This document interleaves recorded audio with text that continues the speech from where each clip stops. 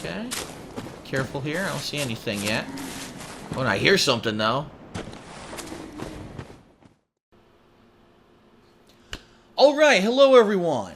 Darkside Phil here, and welcome to another one of my initial thoughts videos, this time about the highly anticipated spiritual successor to the Dark Souls series, Bloodborne, on the PlayStation 4. Now you may be saying to yourself, initial thoughts? Phil, this game's been out since Tuesday, it's now Sunday, you've played some 11 to 12 hours of gameplay of the game.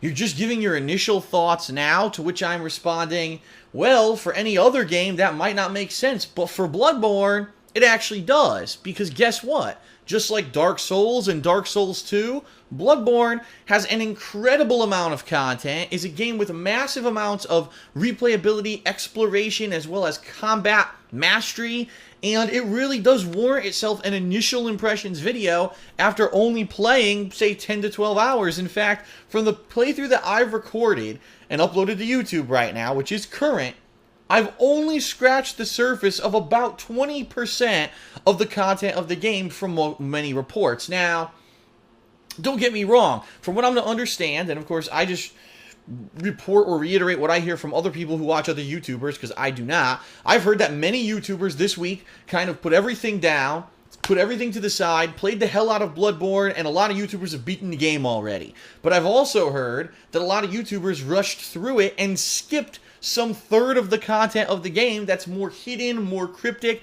or not exactly 100% in-your-face explained, and therefore they missed a ton of the stuff in the game. Well, the way I'm approaching Bloodborne is the same way that I approach Dark Souls 2. I'm enjoying it, I'm trying to immerse myself, I'm trying to take the time to go and find all the items in the game, and I am trying to do all the optional stuff. In fact, instead of trying to find out, gee, this is the main line of how I'm supposed to play it, right? And this is what I'm supposed to be doing in the story, I veered away from that and just kind of searched as much as I could and played whatever seemed to make sense. In some cases, what maybe didn't make logical sense because it seemed like a different order, but I said I wanted to do it. And the cool thing about Bloodborne is, just like Dark Souls 1 and 2, you can play the game that way. And I actually just found out, if you can believe this, the last session that I played, I'm about to beat an end game optional dungeon that you don't have to complete, but is basically one of the hardest parts of the game.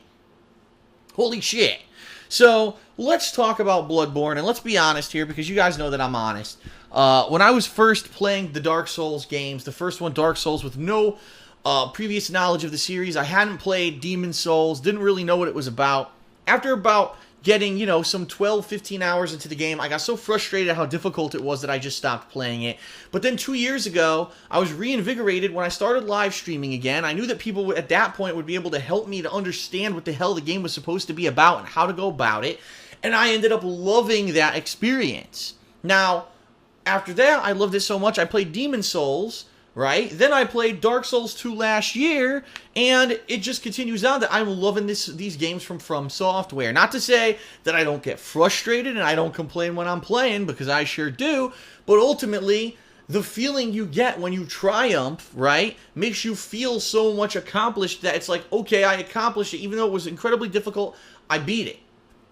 And that kind of makes the suffering and the grueling deaths and the repetition of having to do stuff over, it makes it worthwhile, you know what I mean?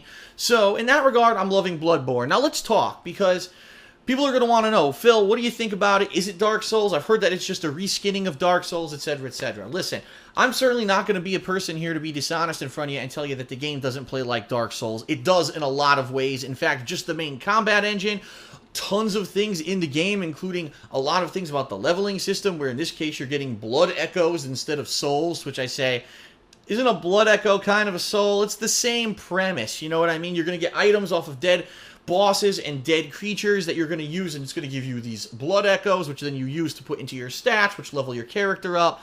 But there's a lot of things different about the game as well, including a much improved graphical engine, a new system that basically takes away any kind of blocking mechanic from the game and instead forces you to do an instant parry system with a handgun, which is a totally new innovation that was not in previous Souls games. There's a lot of things, both new and old here, for fans of the series, that it's enough to make it feel like an original game that you're going to want to check out, especially if you own a PlayStation 4 and you've been waiting for that must-have game. As long as you think that you're ready to tackle a game that you know is this difficult and you're going to try over and over and you're not going to give up at the difficulty of dying a million times, Bloodborne's definitely the system seller for PlayStation 4 right now, okay? So let's talk a little bit. What's similar to Dark Souls and what's different? Well, let's talk about what's different first, because I think that that's what a lot of people want to know. The graphic style is much improved. Let's face it, Dark Souls 1 was not optimized on consoles. The game was choppy as shit. The frame rate in many parts of the game chugged along to the point where you're like, how did this game on this console, if it runs this poorly during certain scenes in certain areas of the game? It doesn't seem to make sense. In addition, a lot of the details and stuff of the Dark Souls series, it almost seems like they were pushing it too far and it couldn't handle it. This finally seems to be like kind of the ultimative, or not ultimative, what's the word I'm looking for? The very tip-top what they were looking for in their vision. Why can't I think of this word? The epitome. There it is. The epitome of where they were going with everything they did in Dark Souls 1 and 2 that they couldn't really reach on that generation of consoles. They're reaching here. Finally, you have these giant expansive cities that you can actually look down and see the detail on the ground rather than, oh, look, all those bitmaps down there look all unpopulated and undetailed because it's, it's rendered at such a distance and they couldn't handle it on this gen of console. No, the PlayStation 4 could handle it. There's atmospheric effects everywhere. Weather and lighting and all kinds of little intricate details and things. There's things in the game that you don't even realize are there. It's pretty crazy the amount of awesomeness there are in the graphics of the game. So that's one major improvement, okay?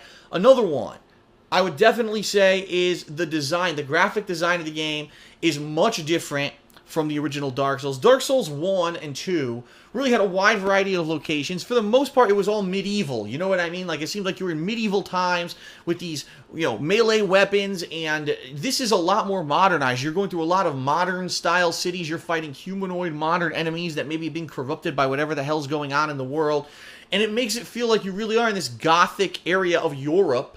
And, the more that I play as I'm unlocking new locations like this witch town and the forest and Nightmare Realm, it really is showing me that even though the initial stages of the game seem to be a lot of gothic architecture and it seems like more of the same, it is going to have more varied stuff as I progress later on in the game, which I'm really appreciating. Okay? What else is different from Dark Souls?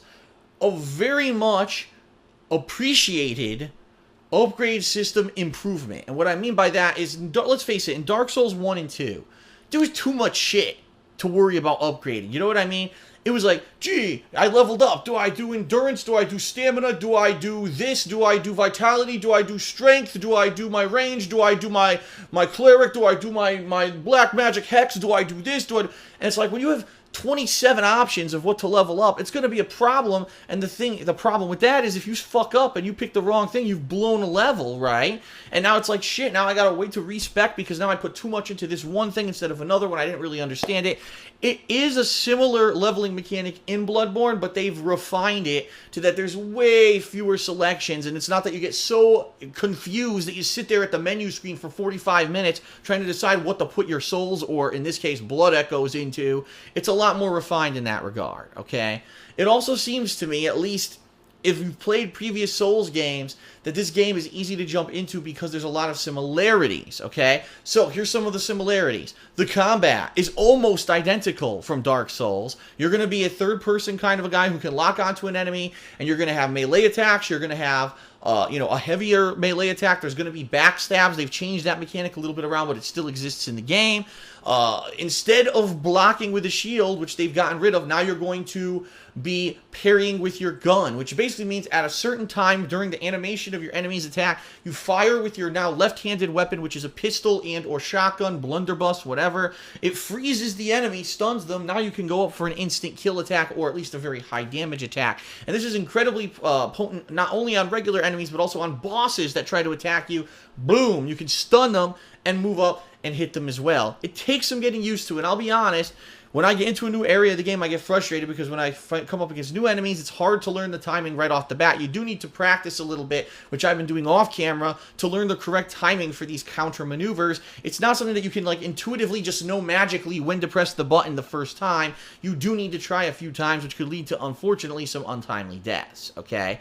Other similarities, to the Souls series, the dodging system, but it's improved in this, where not only can you dodge around from enemy attacks, but you stay kind of locked on. You can backdash now a lot more easily, and it seems to me it's a more faster-paced game, meaning, yes, it is similar combat to Dark Souls, but it seems like it's more faster-paced, it's more visceral. Instead of, okay, it's a one-on-one fight, and hope that the other guys don't attack you, draw the one guy out. Now it's almost about, yes, you can take on multiple enemies as long as you keep the free-flowing combat going, and you're dodging around, and you're using the camera to unlock and relock during the combat. It seems viable to be taking on mobs at once, while in Dark Souls it was like, you gotta take them on one by one. If you try to take on more than one guy at a time, you can get fucked up.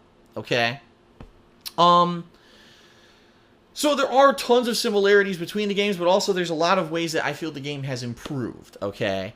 I definitely like the fact that you can tackle the game in different orders. That was one of the things I loved about Dark Souls 1 and Dark Souls 2, that initially I hated, because in Dark Souls 1 I didn't know where to go, because it was all open world. Now I appreciate that, because I like the fact that I'm now going through the game in an order most people didn't experience, and I'm experiencing the game in a whole different way, okay? What are my pet peeves about this game right now, okay? I do have a few pet peeves that are pissing me off, okay?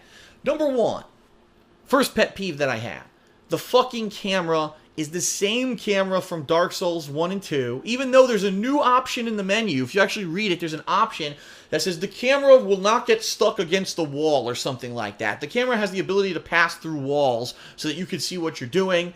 It still doesn't happen, and here's a perfect example, because this has happened to me about 4 times during my playthrough so far.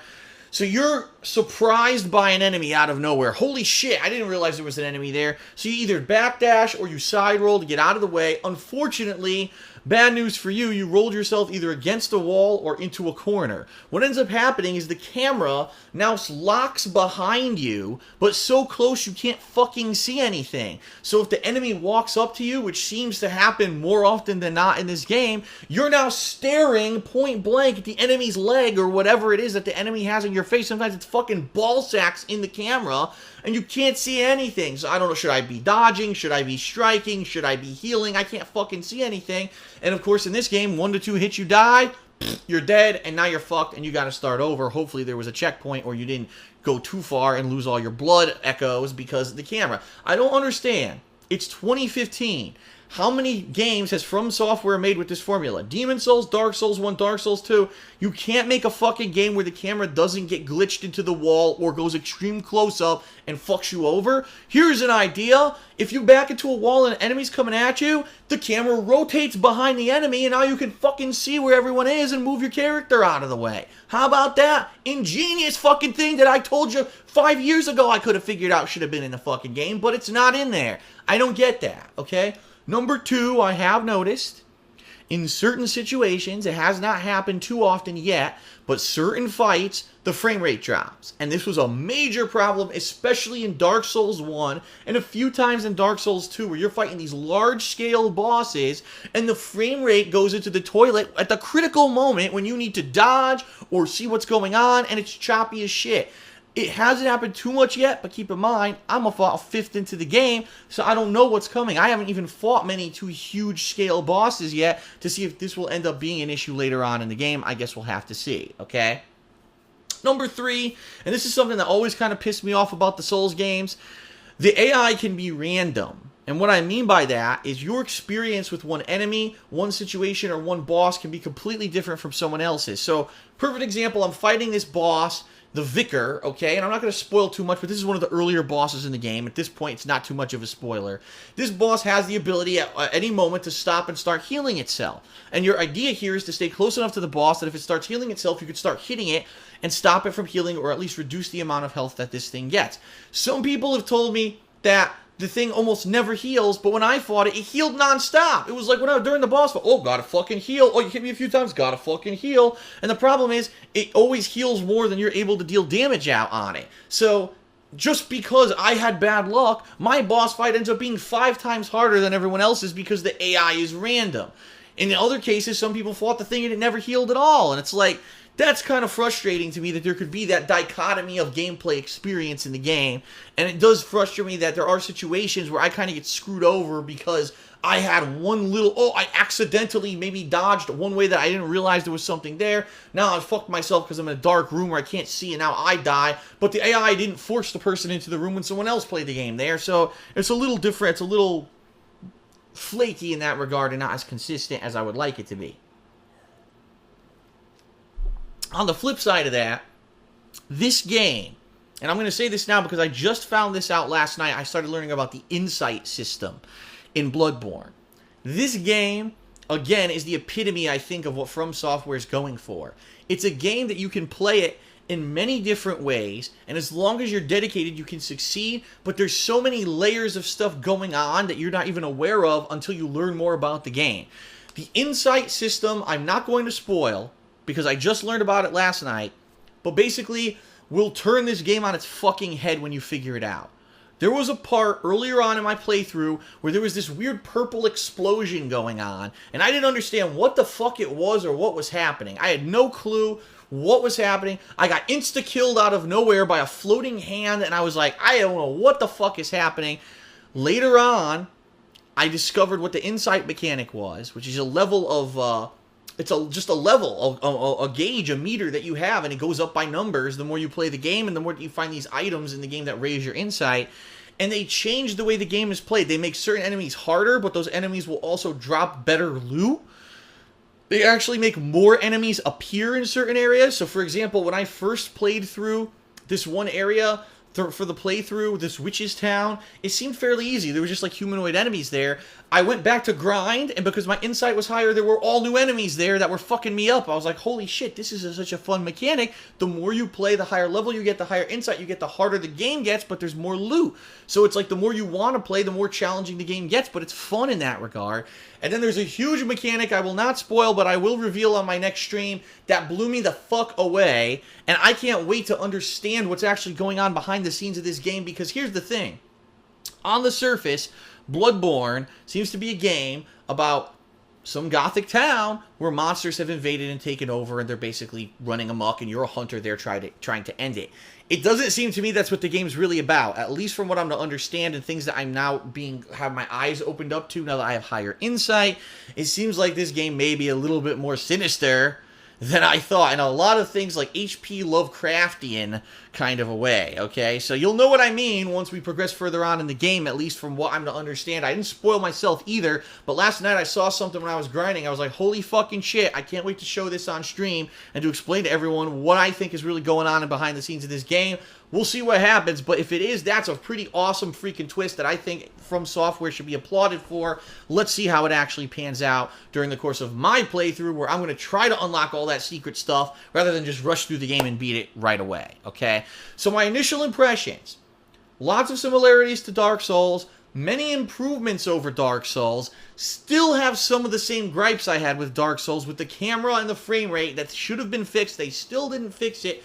But overall, I'm having a very enjoyable experience. The fact that I've only had a chance to play about 20% of the game blows me away, but of course I've been busy. I'm really looking forward to this coming week where I'm going to play a ton more. I hope you will join me on stream and watching the playthrough on YouTube when you can, because it seems to me this is going to be one of the most robust games that I've played in recent memory, including Dark Souls 2 last year, and I'm really looking forward to it, and I hope that you guys will join me for it, okay? That's about all I have to say for now. Thanks, everyone, for listening to my initial impressions on Bloodborne. Can't be more excited for another week of it. See you for that gameplay. Peace out, and of course, I'll see you for the full review after I finally beat the game, whenever that may be. Peace out, everyone, and I'll see you later. Alright, here we go. I should probably get my antidotes ready. This is not going to bode well. I'm going to drop right there, grab that item, and see where the fuck I can go.